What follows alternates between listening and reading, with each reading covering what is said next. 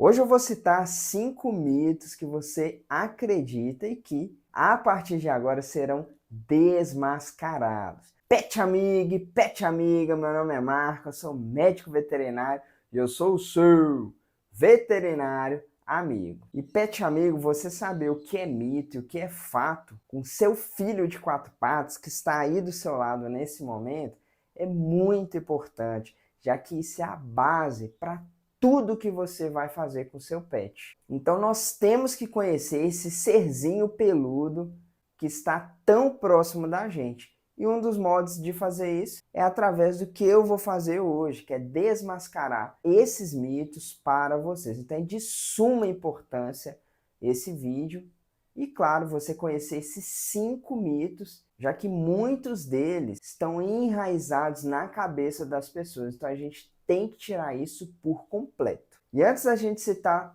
o primeiro mito, eu te peço 3 coisinhas super simples, mas que é muito importante para a gente. De coração, faz toda a diferença. O primeiro deles é dar um like nesse vídeo se você gostar do conteúdo, claro. E se gostou e não é inscrito, se inscreve no nosso canal, clica no botãozinho vermelho. E claro, se você se inscreveu, não esqueça de acionar o sininho, sabe por quê? Você acionando o sininho, o YouTube sempre vai te mandar uma mensagem se a gente colocar outros conteúdos aqui, já que todos os conteúdos que nós colocamos é único e exclusivamente para você, que é nosso pet amigo. O primeiro mito que eu separei para vocês é que cães e gatos são onívoros, pessoal. E isso é uma baita de uma mentira. Eles não são onívoros. Só para você ter ideia, cães e lobos são praticamente iguais. Então, o cão ele é carnívoro, como os lobos. E daqui a pouco eu vou falar sobre os gatos. Mais de 95% do consumo da dieta do lobo é pura carne. Eles são animais, na verdade, hipercarnívoros. E hipercarnívoro é aquele animal que consome mais do que 70% de carne. Fora que existem poucos animais na natureza que consomem somente carne. E eu vou citar alguns aqui para vocês entenderem melhor. Urso polar e tubarão são 2 exemplos de animais que somente consomem carne. Então a base da dieta deles é a carne. Eles não comem outra coisa. E como a gente citou o lobo, é importante eu dizer para vocês que o lobo ele também consome matéria vegetal em algumas épocas do ano. Mas isso não torna o lobo menos carnívoro. Ele continua sendo muito carnívoro e tem comportamento de carnívoro.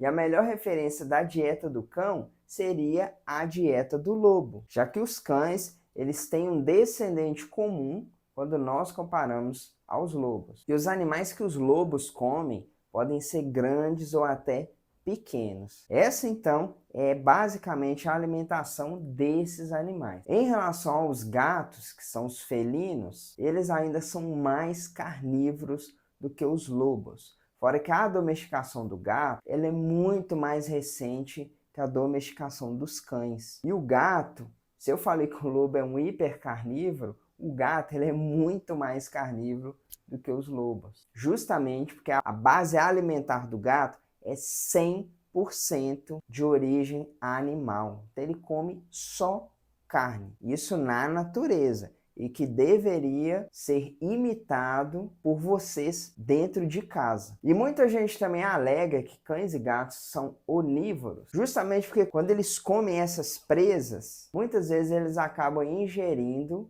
matéria vegetal. E eu até concordo caso esses animais façam ingestão da pequena caça inteira. Mas quando eles estão na natureza e a caça não é tão pequena, eles desprezam por completo a matéria vegetal. Então a matéria vegetal, para esses animais, não tem interesse nutricional como tem a carne. Eles evoluíram assim, por isso que eles são considerados carnívoros. Fora que além desse comportamento, que é praticamente predatório, há muita semelhança também na fisiologia e na anatomia de cães e lobos e dos nossos gatos domésticos com os gatos selvagens. E eu vou citar alguns exemplos aqui para vocês entenderem melhor. O primeiro deles são os dentes perfuradores e cortantes. Então, cães e gatos não têm dente igual o nosso, igual o dos bois, cavalos, que são dentes mastigadores. Eles não têm um movimento lateral de mandíbula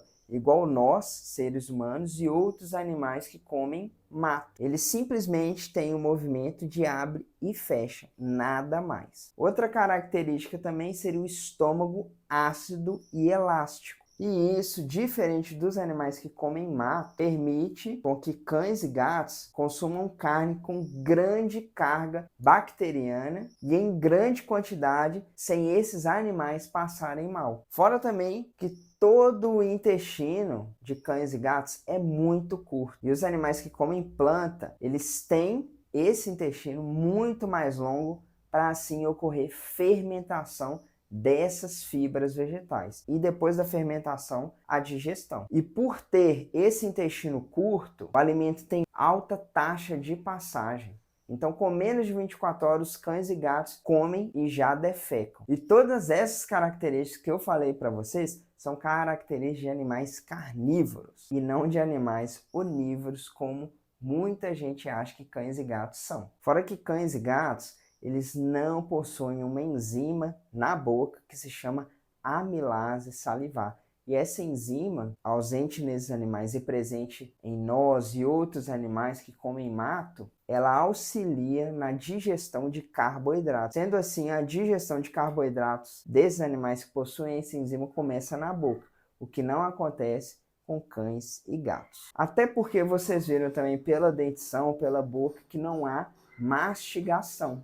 Isso dificulta também a digestão de carboidratos. Fora que cães e gatos também têm baixa produção de amilase pelo pâncreas. Ou seja, por tudo isso que eu falei para vocês, a própria fisiologia e anatomia do cão e do gato contribui para que eles sejam carnívoros e ponto final, e não onívoros. O cão, na verdade, seria um carnívoro adaptável, e o lobo também era assim. Já o gato doméstico, o que você tem em casa, e os gatos selvagens, são carnívoros estritos, então eles só comem carne e não têm essa adaptação. Nós, seres humanos, que estamos forçando essa adaptação que não é natural para esses gatos. E uma coisa que vocês têm que ter em mente é que tem muita diferença entre uma dieta ótima, que é uma dieta para um animal carnívoro, uma dieta que ele tem que receber, para uma dieta possível. Sendo assim, a dieta possível seria a dieta onívora. E é o que nós fazemos hoje em dia,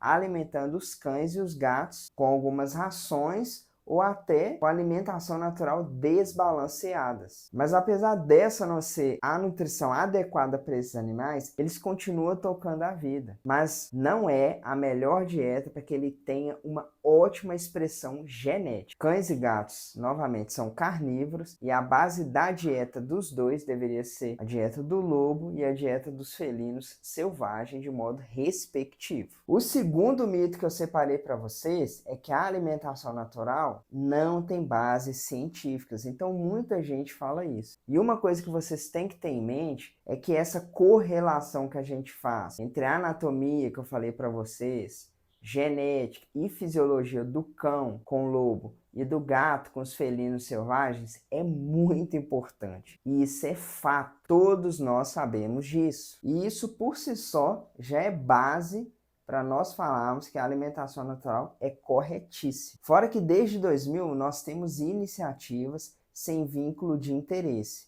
Um exemplo é um estudo do Long Living Pets, do filantropo sueco Thomas Sandberg. Ele tem a proposta de avaliação de mais de 3.000 cães alimentados com dietas cruas para avaliar a longevidade e a incidência de diversos problemas, já que nós não temos um estudo comparativo de que um cão comendo dieta fresca ele vai viver mais. Então esse é o objetivo desse estudo, testar a longevidade desses cães comendo dieta fresca, o que é muito legal e testa de fato se essa alimentação natural vai fazer com que o animal viva mais ou não. Ou seja, tem base científica sim. Fora que não é só essa iniciativa que existe outra também, como a Pause for Change, da doutora Karen Becker. Ela, só para você ter ideia, é a veterinária que trabalha com a medicina funcional mais reconhecida no mundo. E ela fundou a fundação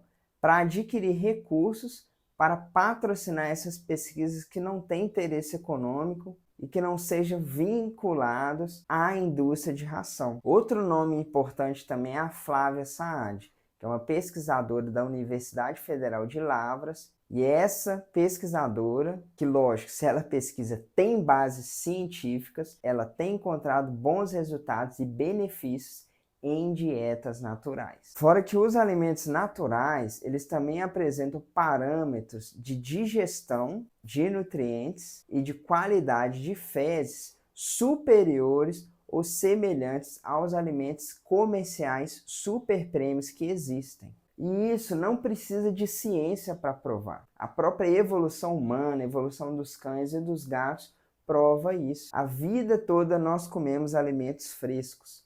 Por que cães e gatos deveriam ser diferentes? Por isso que a digestibilidade, a palatabilidade, os benefícios de um alimento fresco são muito melhores do que um alimento industrializado ou até um alimento ultraprocessado. Então isso é fato. E a gente tem que respeitar. Fora que além disso tudo que eu falei, desses nomes importantes que pesquisam sobre dieta fresca e validam a comprovação científica dela, existe também uma sociedade de veterinários espalhado pelo mundo inteiro, chamada de Raw Feeding Veterinary Society. E essa sociedade de veterinários, eles promovem a alimentação natural crua pelo mundo inteiro.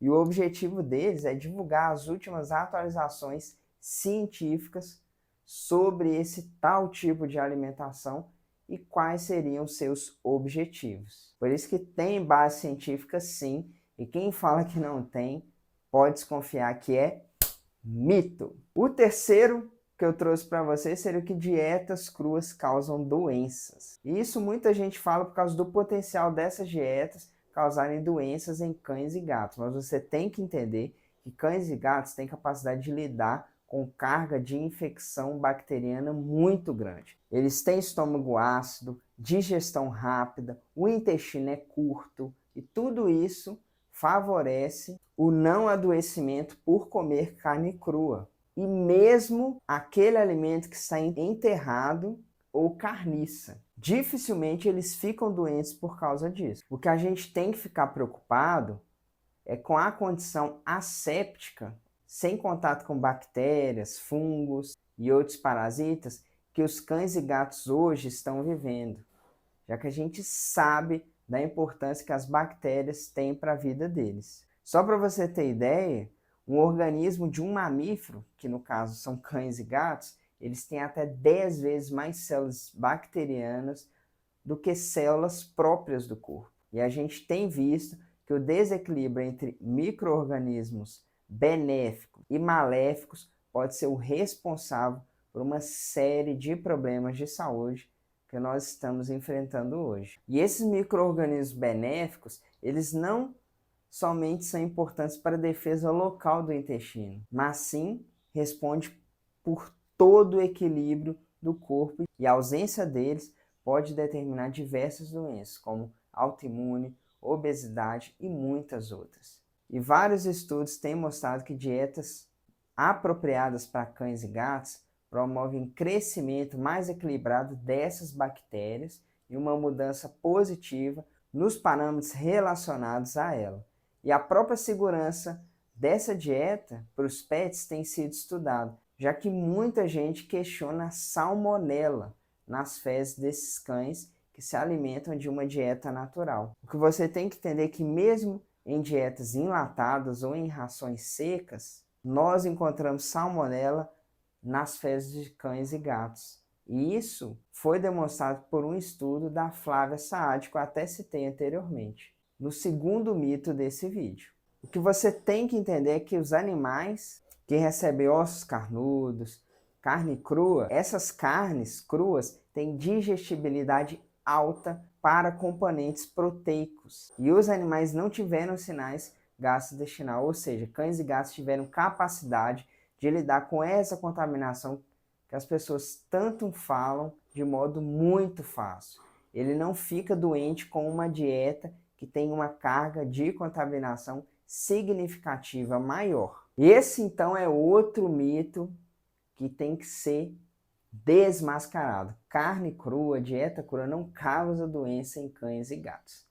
O quarto que eu separei para vocês é que ossos são perigosos. Isso é uma baita de uma mentira, pessoal. Os lobos comem ossos e os cães também comem. Gatos selvagens e os gatos domésticos, a mesma coisa. Ou seja, a segurança dos ossos para cães e gatos tem o tempo a seu favor.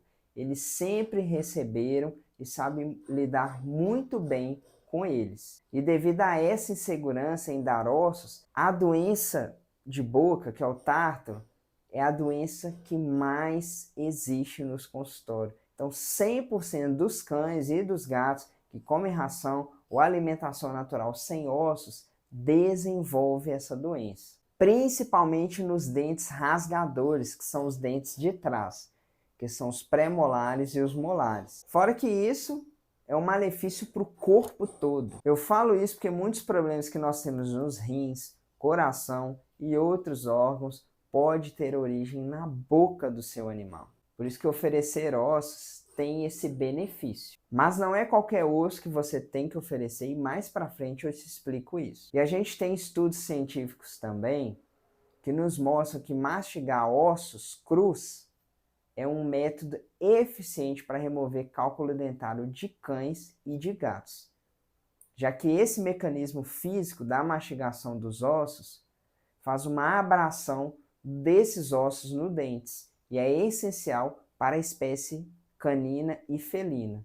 E um dos motivos de muitos veterinários terem buscado a alimentação natural associada à boa saúde, a dieta primitiva, é justamente a capacidade de abrasão dessa dieta que contém ossos nos dentes dos pets. Fora que além do benefício da saúde oral, que isso é uma consequência, e uma consequência muito boa, o principal benefício da oferta de ossos na dieta de cães e gatos é o fator nutricional, já que oferecer ossos promove o equilíbrio entre cálcio e fósforo da dieta. Se nós não oferecermos ossos, nós temos que corrigir essa relação de outra forma. E uma das formas é suplementação. E além desse principal benefício de oferecer ossos para cães e gatos, a gente, como eu falei, tem a riqueza de nutrientes presente no osso. Então tem o colágeno, e esse colágeno é rico em 2 aminoácidos muito importantes,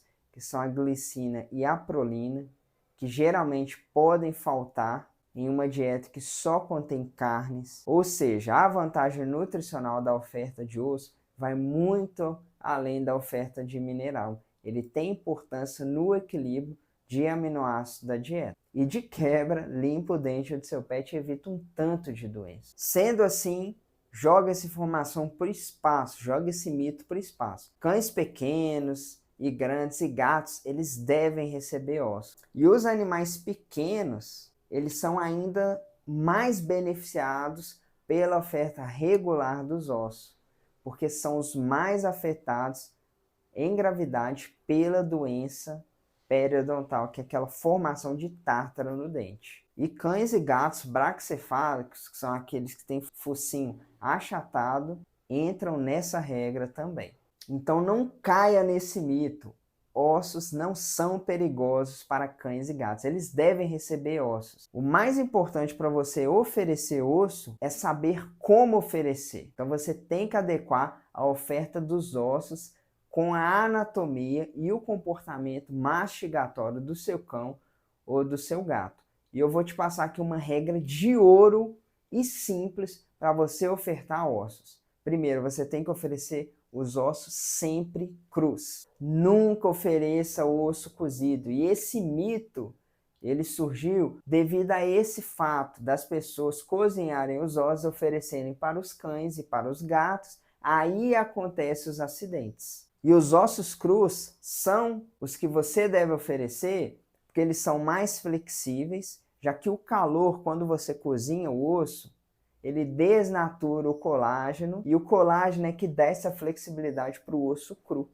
Por isso que o osso cozido ele fica duro. E quando é quebrado, aí se torna perigoso. Ele passa a ser quebradiço e não mais flexível. Aqueles cães e gatos que são muito afoitos, muito afobados, ansiosos para comer, a gente tem que redobrar esse cuidado e oferecer peças maiores que a cabeça deles. Sendo assim, eles são obrigados a mastigar. Isso traz muita segurança ao oferecer ossos na dieta, ou até como recreação. E uma coisa importante a ser dita, pet amiga, é que nenhuma dieta, eu disse nenhuma, é 100% segura. Toda dieta tem risco. Se você dá ração para o seu pet, também existe risco. Os grãos da ração podem obstruir as vias aéreas. Eu já atendi casos sim. O animal chegou para mim mole, roxo por falta de oxigênio. Quando eu fui com o instrumento para ver a goela desse animal, o que tinha ali? Um grão de ração. Então o animal engasgou com a ração. Então isso acontece, nenhuma dieta é 100% segura. Fora que outro problema da ração é que ela pode causar torção e dilatação gástrica também. Porque oferecer essa dieta industrializada, que é rica em carboidrato, faz com que os grãos da ração fermentem no estômago, produza muito gás, dilata o estômago, torce e dá um problema cirúrgico de urgência, que tem que ser resolvido no exato momento que acontece. E eu citei ração porque muita gente acha que a ração é 100% segura, mas citei dois riscos de oferecer ração para pet. Mas existem riscos em qualquer dieta, como eu falei. E a oferta de ossos também existe, mas você segue as dicas que eu falei para tornar mais seguro. Resumindo então, ossos são perigosos para cães, isso é mito. Os ossos são muito importantes para evitar doenças e na adequação nutricional da dieta de seu pet. O quinto mito, e não menos importante, é que cães e gatos precisam de uma dieta completa e balanceada. Isso em partes, pet amigo, é verdade. E eu vou te explicar por que mais para frente. Mas quando nós falamos de dieta completa e balanceada, nós ficamos inseguros porque nós achamos que tudo na nutrição é complexo. Por achar isso, a consequência é, como eu falei, insegurança, e outra consequência também é o medo. Por isso que muita gente evita dieta caseira. E as pessoas tendem a complicar as coisas. Em vez da pessoa falar assim, ah não, meu gato come cenoura, arroz e carne. Muitas pessoas falam, meu cachorro come beta-caroteno, e beta-caroteno está presente na cenoura, come proteína, que nada mais é que a carne, e carboidrato, que seria o arroz. Isso tudo complica e deixa algo que é simples, complexo, já que as pessoas se apegam aos nutrientes, mas o mais importante não seria proteína, nem carboidrato, nem beta-caroteno, e sim o alimento, que tem vários nutrientes importantes. E o alimento, no caso, é a cenoura, o arroz e a carne, como eu falei anteriormente. E pensando na vida natural de cães, gatos e até nós, seres humanos, nós nunca tínhamos uma dieta completa e balanceada, já que os alimentos eles são sazonais e cada estação a gente tem uma oferta diferente de alimento, inclusive em quantidade. Tem época que tem escassez de um nutriente, tem época que tem excesso de outro nutriente. Fora que isso não é ruim, já que a escassez de nutrientes é muito importante para estimular o sistema de defesa de todo carnívoro predador, que é o que você tem em casa, que é o seu cão ou o seu gato. E esses carnívoros têm mecanismo de estocagem de nutrientes que não estão sendo ofertados para eliminar nutrientes que, em excesso, podem ser potencialmente tóxicos. Então, até na escassez, o organismo se beneficia de alguma forma para ficar mais forte com o sistema de defesa mais calibrado. Por ter essa sazonalidade, a oferta de nutrientes ela não é regular o tempo todo. Por isso que essa adequação nutricional ela tem que ser feita a longo prazo, ao longo de semanas ou meses, quando a gente pensa no carnívoro. Outro fator também que vocês viram, graças à sazonalidade, no ambiente natural a gente nunca come nada completo, nem nada balanceado, nem todo alimento é igual ao outro. Então, por exemplo, se eu pegar um brócolis aqui no Brasil e um brócolis lá nos Estados Unidos, a composição nutricional vai ser diferente. Se eu pegar um brócolis numa fazenda em Minas Gerais e numa fazenda em São Paulo, a terra é diferente, a composição desse solo é diferente. Consequência disso, o brócolis terá a composição diferente. Por isso que nem todo brócolis ou alimento é igual. E quando a gente faz uma dieta em software, por exemplo, já que esse software que é utilizado para fazer essa dieta completa e balanceada, a gente assume que o alimento, seja brócolis ou qualquer outro, ele segue determinada composição e sempre será assim. Mas como eu falei para vocês, cada lugar do mundo é diferente e tem vários fatores que fazem isso, como o solo, quantidade de chuva e outros mais. E isso tudo contribui para que esse alimento tenha composição diferente e não a mesma composição que esse sistema de formulação de dieta proporciona. Por isso que a gente não pode garantir que quando você que vai comprar no supermercado o alimento, esse alimento terá o que o software formulou na hora de formular essa dieta para torná-la completa e balanceada. Ou seja, em resumo, a gente não sabe realmente o que o cachorro e o gato precisam, mas a gente tenta adequar com os alimentos que nós nem sabemos a composição verdadeira, já que tem essa variabilidade nutricional entre o alimento de acordo com a região que ele foi produzido, como eu falei anteriormente. Mas é claro que existem entidades regulatórias que postulam os níveis de garantia e que criam uma segurança relativa dentro de um universo de alimento comercial. Isso torna uma nutrição possível.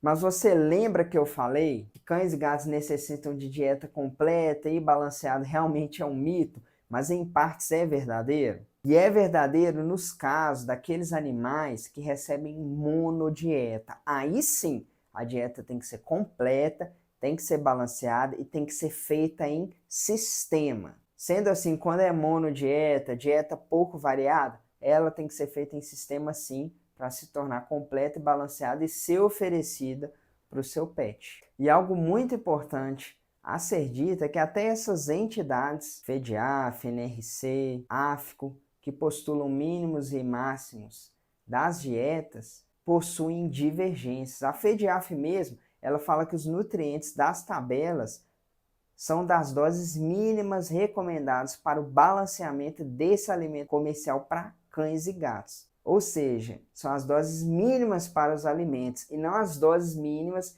necessárias requeridas pelo organismo ou os níveis ótimos, que são os níveis ideais desses nutrientes. Esses mínimos e máximos de nutrientes são importantes nesse alimento comercial, que é monodieta, não é variado. Mas quando a gente fala de alimento caseiro e fabricado dentro da nossa casa, esses mínimos e máximos têm importância reduzida se tiver variação de ingredientes. Então essas monodietas que são perigosas para causar deficiência se não forem completas e balanceadas. Por isso que esse mito em partes é verdadeiro para a monodieta. Pet amigo, pega então esses 5 mitos, mentaliza eles e vai viver a vida bem com seu pet, já que nós desmascaramos esses mitos e descobrimos a real verdade por trás deles. Espero que vocês tenham gostado desse vídeo. Eu te espero no próximo vídeo aqui do nosso canal. Um beijo do seu veterinário amigo.